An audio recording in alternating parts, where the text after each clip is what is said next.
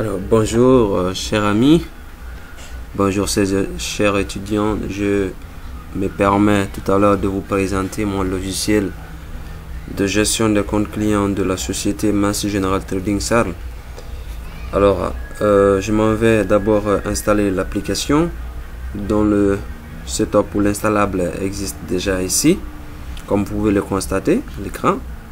Donc, je vais ouvrir le dossier install Conta. Alors, le dossier contient deux fichiers. Vous avez le premier fichier qui est l'installable lui-même, et puis le second fichier qui est un fichier texte, contient le mot de passe pour l'installation ou le code d'installation. Alors, je vais installer l'application.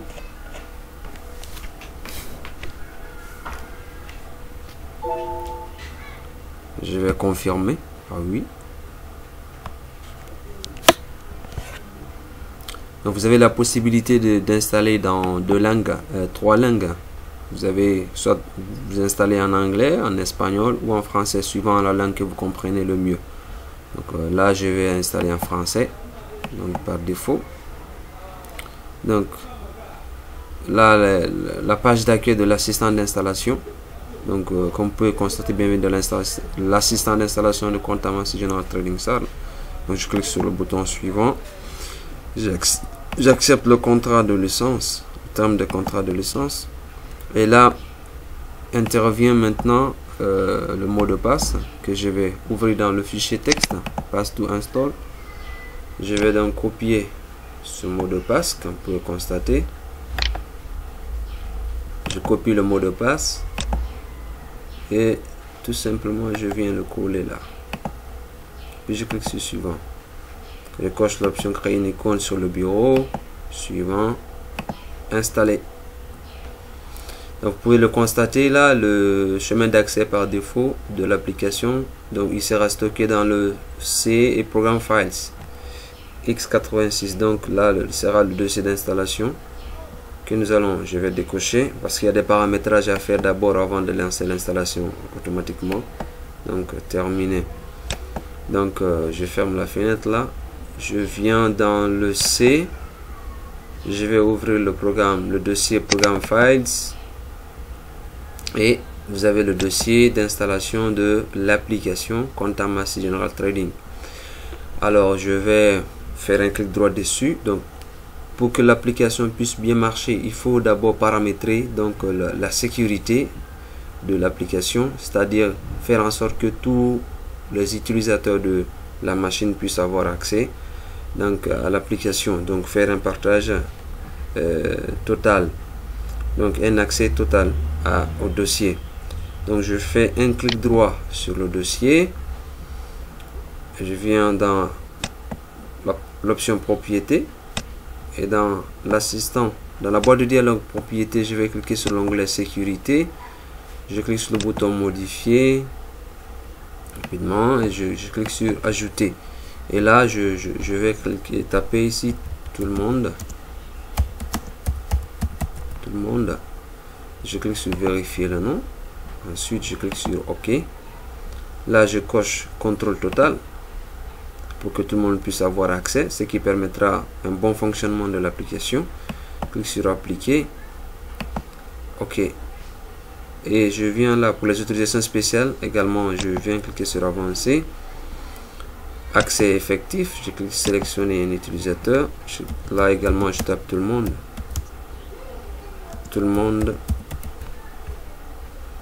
et je clique sur vérifier ici, OK, et OK, bien. Donc à partir de cet instant là, on peut constater effectivement que l'application est accessible et utilisable. Donc je ferme cette fenêtre. Vous avez le raccourci sur le bureau qui a été créé lors de l'installation. Je vais alors à partir de là lancer l'application.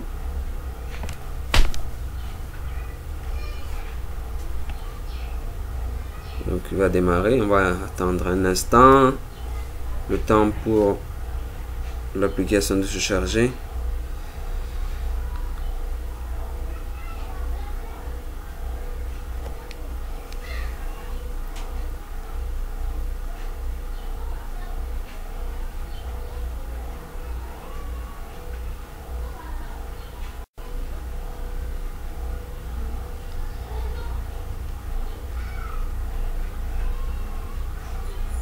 Très bien. Alors, vous avez l'interface principale de l'application. Vous pouvez constater le titre affiché au niveau de la barre de titre, gestion des comptes clients de Massey General Trading Salle, qui est cette société.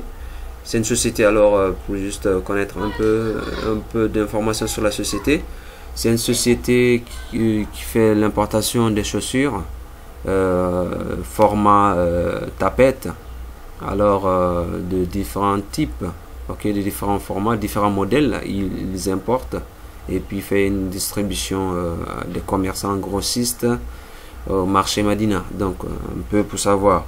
Alors l'application se présente avec au départ un seul menu fichier, ok, qui permet de s'identifier pour avoir accès à toutes les fonctionnalités de l'application. Alors vous avez trois options. Vous avez la première option, le sous-menu connexion, le sous-menu déconnexion et le sous-menu fermé. Alors à partir de là, vous pouvez également utiliser les touches de raccourci CTRL-O, CTRL-D ou CTRL-Q pour avoir accès à différents menus. Alors, je vais me permettre d'utiliser le raccourci en faisant CTRL-O. Vous avez le formulaire d'identification, ok, qui vous permet de vous identifier en tapant votre login ou votre nom d'utilisateur. Ici, j'ai créé un nom d'utilisateur Massey. Ensuite, le mot de passe que j'ai créé, comptable. Alors, là, je clique sur le bouton se connecter ou tout simplement, je tape sur la touche entrée. Vous pouvez constater effectivement ce message que vous avez là. L'utilisateur que vous avez entré introuvable. Bon, ça, c'est ce qui est géré par rapport au mot de passe. Donc, mot de passe sûrement, je me suis trompé sur la saisie. Alors, je vais réécrire à nouveau. Je mets comptable correctement. Je tape sur la touche entrée. Et voilà, vous avez accès aux fonctionnalités, à l'ensemble des fonctionnalités de l'application gestion des comptes clients. Alors, vous avez ces différents onglets que vous avez là. Le premier onglet qui vous permet de gérer, d'enregistrer les clients, de modifier, de supprimer. Le deuxième onglet vous permet de créer, d'enregistrer les différentes livraisons, donc les commandes effectuées par les clients. Alors, les commandes qui ont été livrées par les clients. Alors, chez les clients plutôt. Donc, vous avez le troisième onglet qui permet de gérer les différents versements et les dépôts, parce que les clients ont la possibilité de déposer de l'argent, donc faire une avance sur commande, ou tout simplement de faire les versements. Donc après avoir livré le client donc a la possibilité après cette livraison de venir verser petit à petit par tranche ou bien intégralement le montant dû. Également, vous avez la gestion des arriérés. Ça, c'est des clients qui ont en fait des clients débiteurs, des clients qui ont des dettes qui datent de très longtemps. Donc on peut les gérer à partir de cet onglet là. Donc c'est des clients déjà qui sont, certains ne fonctionnent plus, donc mais leurs comptes sont déjà dans les fichiers, donc on les enregistre à travers la gestion des arriérés. Également, vous avez l'onglet retour sur vente. Cet onglet vous permet, retour sur vente qui est là, vous permet de gérer les différents retours en cas d'incompatibilité de la livraison ou bien de non-conformité, plutôt, ouais, c'est la même chose, de non-conformité de la livraison ou bien de mauvaise qualité. Le client a la possibilité de retourner la marchandise. Donc la gestion des retours est faite à partir de l'onglet retour sur vente. Également, le dernier onglet qui vous donne la possibilité d'imprimer les différents rapports issus de ces différents onglets. Les rapports vous pouvez le constater tout à l'heure, les rapports comment j'appelle ça, sur les clients, les différents clients, les livraisons, les livraisons clients, les commandes clients, les versements et puis les retours de marchandises. Alors allons-y, on va vous présenter donc la gestion des clients. Au niveau de la gestion des clients, nous allons saisir un premier client. Je vais écrire par exemple client 001. je vais le nommer Yatara Alpha Amadou. Téléphone 622 457 12 3. C'est ça, je crois. Il y en a 457 23. Ok, adresse. Je vais l'écrire. Pardon. Pardon, encore une fois. Je suis un peu arrumé. Naturellement, ça m'arrive souvent. Cimenterie. Adresse. Je tape sur la touche entrée ou tout simplement je clique sur le bouton OK. Donc alors j'ai fait en sorte que l'utilisateur n'a pas besoin de cliquer forcément avec la souris sur le bouton OK. Il suffit tout simplement, donc pour faciliter la saisie, dès après la saisie, de taper sur la touche entrée et directement les informations sont ajoutées dans la liste. Alors voici un premier client ajouté. Je vais ajouter un deuxième client également pour pouvoir enrichir la démonstration. Je vais le nommer Yatara Mohamed. Téléphone, je vais écrire 666 12 90 33. Adresse Dabompa. Égal. Ok, alors la gestion des livraisons, je vais directement au niveau là, ou je viens au niveau de versement. Soit le client il peut faire une avance sur livraison, donc je vais commencer par ce cas. Gestion de versement, donc avance sur livraison, il peut faire donc une avance et puis après venir prendre la marchandise. Je prends par exemple le deuxième client, Yatara Mohamed.